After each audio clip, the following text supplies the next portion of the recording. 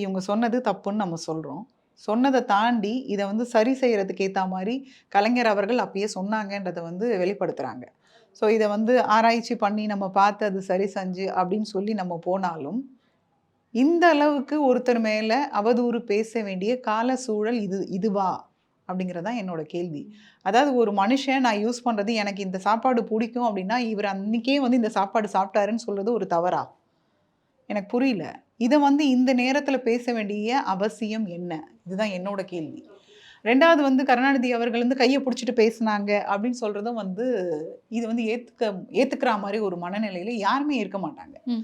So இதெல்லாம் வந்து இல்ல ஒரு அப்படியான ஒரு நிகழ்வே நடக்கலையா? எப்படி நடக்கும்னு நான் கேட்கிறேன். இப்ப வந்து அவங்க ஆட்சியில இருக்காங்க. ஆட்சியில இருக்கும்போது, காமராஜர் அவர்கள் ஆட்சியில இல்ல. அப்படின்னும்போது, இவர் போய் எதுக்கு அவர்கிட்ட போய் சொல்லணும்? இவர் இருக்கும்போது எவ்வளோ விஷயங்கள் பண்ணி முடிச்சுட்டாரு. அதுக்கப்புறம் 10 ஆண்டுகளுக்கு மேல இவங்க ஆண்டுட்டு இருக்காங்க. அப்ப இவங்க கிட்ட போய் நம்ம சொல்ல வேண்டிய அவசியம் என்ன வேண்டியிருக்கு?